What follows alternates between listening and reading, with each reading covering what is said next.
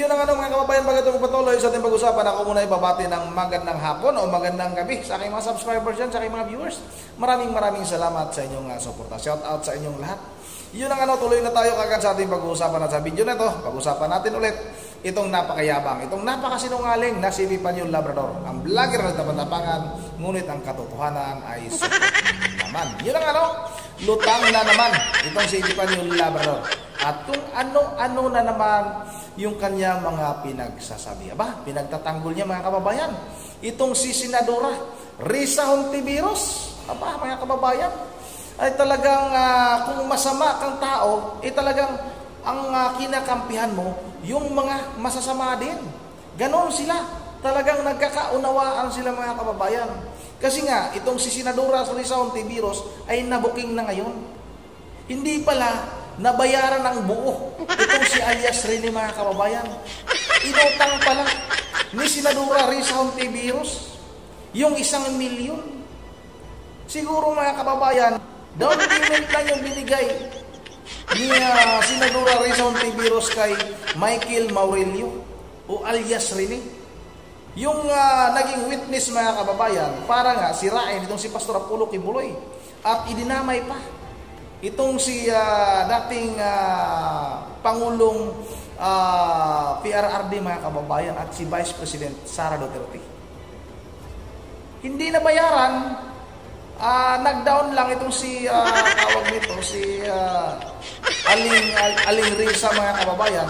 Kaya ayan, pumiyok si alias Rene ngayon. Nagsasabi na ngayon ng katotohanan na napilitan lang pala sila. Ay dahil nga pinangakuan sila ng 1 milyon, kaya napilitan siya noon na magsinungaling dahil kailangan daw niya ng pera. At ito naman ngayon, itong si Panyong mga kababayan to the rescue kay Aling Risa. Aba Panyong, baka ikaw din kailangan mo rin ng pera. Baka gusto mo rin na magkaroon ng 1 milyon. Aba, hindi ka mapulipid ni Aling Risa niyan. Dahil itong si Aling Risa ay may utang kay alias Rene. Kaya nga itong si alias Rene mga kababayan ay bumaliktad. Isip-isip siguro niya alias Rene mga kababayan. Nagpakahirap ako, Risa Hontiveros, para magsinungaling ako para sa tawag nito mga kababayan, para sa pangalan mo, para sumikat ka, para sabihin ng ating mga tanga-tangang mga kababayan na naniniwala sa iyo na magaling ka, mabuti kang senador. Pero nga mga kababayan, hindi pala nagbayad ng pulipid si Aling Risa. May pala, may balance. Tapos ito ngayon si Panyong, galit na galit. Nilait naman niya ngayon itong si Michael Maurelio mga kababayan o alias Rene. Pero halatang halata naman na nagsasalitang lutang itong tao na ito. Hindi nga niya mabanggit yung pangalan ni Michael Maurelio o alias Rene dahil hindi nga niya alam kung sino yung tao na yan. Sumatsamba lang. Puro ka lang tsamba Panyong. Wala ka naman talagang alam. O ito na mga kababayan, parang maniwala kayo sa akin, sabay-sabay natin itong, sana ba yun? Ito, sabay-sabay natin itong pakinggan. Sa araw pong ito, pag-uusapan po natin, ito pong ginawang kabalbalan. Ito pong ginagawang katarantaduhang kahayupan, kagaguhang kadyabluhan, ng dating testigo na lumitaw doon sa Senado, na kung saan nagsalita, nagpahayag, kung ano at sino talaga itong si Kibuloy. Na ngayon po ay nandoon sa kulungan at nabubulok. Mga kababayan, nabulintang po o nabulantang o nagulat ang buong sambayanan sa naging pahayag po o sa pinost po ng isang hayop at siraulong dating naging witness doon sa Senado. No? Alam nyo mga minamahal ko mga o bakit hindi mo mabanggit yung pangalan? Hindi mo ba kilala? Hindi mo ba alam? Sumatsamba ka lang ba? Hindi mo talaga alam yung totoong kwento? Kaya hindi mo mabanggit kung ano ba ang pangalan niyan? O sige, tiruan na kita. Yan ay si Michael Maurelio o alias Rene, dating membro ng QOGC, na lumabas sa QOGC, na nagpaalam naman ng maayos at pinayagan naman ni Pastor Apollo Kibuloy na lumabas pansamantala sa QOGC. Dahil nga may aayusin siya, mga kababayan. Yan yung salaysay ni Michael Maurelio, mga kababayan, o alias Rene. Pero itong si Senadora Risa Hontiveros, mga kababayan, naghanap ngayon ng mga tao na maging witness laban kay Pastor Apollo Kibuloy. O sino bang kukunin ni Aling Risa, mga kababayan? Siyempre, yung mga dating membro din ng QOGC, para hindi halata. Ngayon, nagbayad ngayon ng 1 milyon. Pinangakuan. Ito 1 milyon. Michael Maurelio o alias Rene. O gagawin natin pangalan mo, Rene. Bibigyan kita ng 1 milyon. Ngayon pala, mga kababayan, ay hulugan pala yung 1 milyon. Kaya bumaliktad si Rene. Yan yung totoong kwento pa niyo. Kaya bago ka magalit, alamin mo muna yung totoong pangalan. Hindi mo nga alam yung pangalan eh. Tapos ngayon, galit na galit ka. O patuloy natin. Hindi na po tayo magtataka kung bakit po sinisiraan nila ito pong ating minamahal na Senadora Risa Hontiveros. Si Senator Risa Hontiveros daw. Si Risa Hontiveros. Hindi naman sinisiraan yan. Sira talaga yan. Parang ikaw din yan. May sayat. Yang si Aling Risa, mga kababayan. Yang si Aling Hontiveros. Alam naman natin kung anong karakas niyan sa Senado. Mahilig magpabida yan. Malumanay magsalita. Akala mo hindi demonyeta. Akala mo walang kinurakot sa PhilHealth. Pinababalik na, mga kababayan, yung bilyon-bilyon na ninakaw ng PhilHealth ni Aling Risa, mga kababayan. Pinababalik. Ibinalik pa hindi.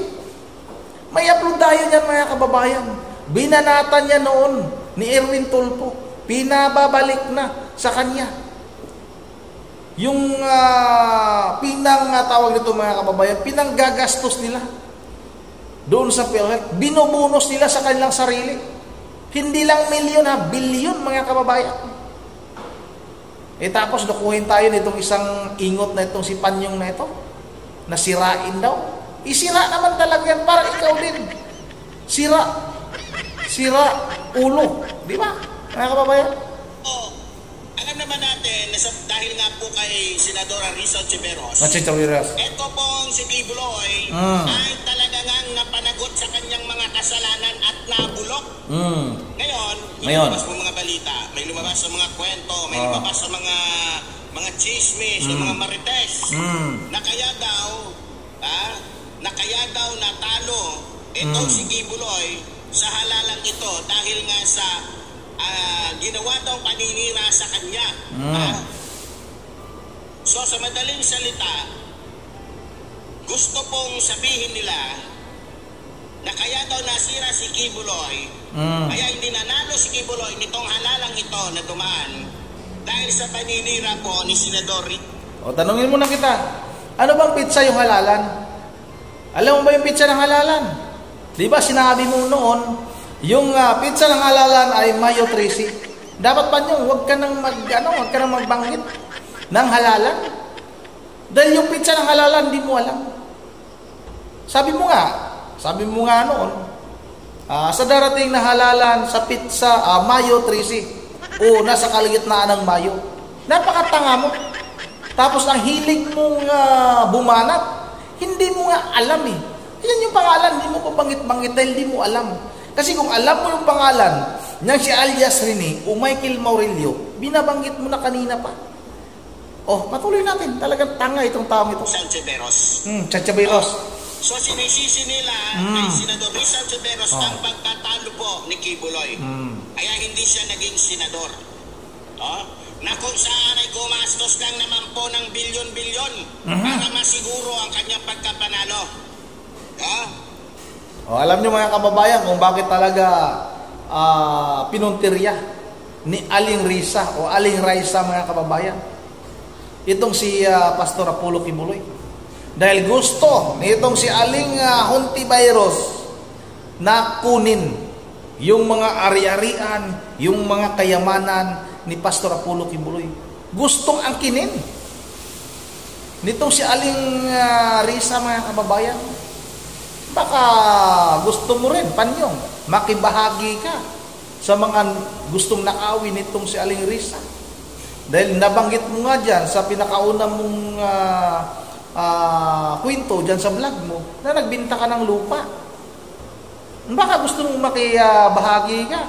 Sulatan mo si Aling Risa. Baka sakaling pansinin ka. Katulad ng ginawa mo kay Pangulong Bongbong Marcos, sumulat ka. Pati kay Romualdez, nakailang sulat ka ayon sa mga sinasabi mo, pero hindi ka man lang pinansin. Kaya ang ginawa mo, humingi ka ng limos sa mga taga-suporta mo. Maawa kayo, wala na kaming pambili ng ganito. Nangunguha lang kami ng kuhol para makaload ako. Para makabili ako ng pang-load. At yung anak ko ay nasa ospital. Kailangan ko ng ganito. Ikaw tao ka, napakagaling mo bumanat sa mga tao na tawag nito mga kababayan. Wala namang bahid ng pangingikil sa mga taong hindi nila kilala. Hayaan na natin yung mga nasa loob ng simbahan. Talagang magbibigay yan. Katulad natin, mga Katoliko. May hinahawakan yung mga sakristan. Gumaganon-ganon yan. May tawag nito mga kababayan. Tawag sa Bisaya, sikpaw. Ilalagay mo yung anong mo doon. Yung tawag nito, yung ano bang tawag niyan sa yung tawag sa Tagalog niyan? Sa Bisaya, halad. Ganon. Sa loob na simbahan, mayroon talagang magbibigay ka talaga. Papasalamat. Sige, patuloy natin to. Sana. So, dahil natalo, so gusto nilang sirain si Senador Risa Hontiveros. Gusto nilang sirain dahil nga sa hindi siya naging senador. Kaya ang ginawa nila, mga minamahal kong mga kababayan, pinuntahan nila yung naging saksi o isa sa mga naging saksi sa kabulukan ni Kibuloy. At kinausap. Tapos? At hindi lang basta-basta kinausap. Ano ba? Pagkita ko, kinausap yung magulang, kamag-anak, kinumbinsi yung Tolonges. At mayroon pong kasamang milyones. Wow, galing. Ngayon, para nakita nyo mga kababayan, may kasama daw milyones. Pero maya-maya, tingnan ninyo kung gaano katanga itong tao na ito. Pinuntahan daw yung mga magulang, kinausap, at hindi lang basta kinausap. Binayaran pa ng milyones. Pero mga kababayan, patuloy muna natin ito. Medyo mahaba na ito, hayaan na lang natin. Ganti sila, kitang-kita po ang kanilang mga galawan. Gusto nilang sirain si Senador Risa Hontiveros para makaganti. No? Pero, nagsalita po ang ating minamahal na senadora. Masabi? Ayon po kay Senador Risa Hontiveros. Pag-iimbestigahan niya ito. At hindi siya papayag na sirain lamang ng isang Tolonges, ng isang sinungaling, ng isang gago, isang siraulong lalaki, yung kanyang magandang performance sa taong bayan. No? So, kailangan talaga malaman. Pero kung ako tatanungin ninyo, kahit hindi na makita o marinig, malamang, nasa isip ko na yan, malamang, binayaran ni Sara yan, binayaran ni Kibuloy yan, o hindi naman binayaran, tinakot yan. Siyempre, di ba mga kababayan, sabi niya kanina, binayaran. Pero ngayon naman, sinabi naman niya, kung hindi binayaran, tinakot yan. Napakaingo talaga ng tao na ito. Siya na mismo nagsabi, may nabalitaan ako, may mga nakapagsabi sa akin na pinuntahan yung pamilya, binayaran ng milyones. Pero maya-maya, sinabi na naman niya na malamang tinakot yan. Malamang binayaran yan. O, hindi pala siya sigurado. Sampalin na talaga kitang hinayupa kayo. Napakasinungaling mo eh. Yung sarili mong kwento, yung sarili mong paggawa ng kwentong kasinungalingan, ikaw rin mismo ang nagbubuking. Kaya nagmukhang ingot ka eh.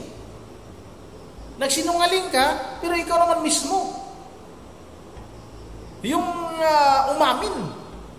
Sabi mo, pinuntahan, balita niya, pinuntahan yung kanyang pamilya nitong si alias Rene, kinausap, at hindi lang basta kinausap, binayaran ng milyones.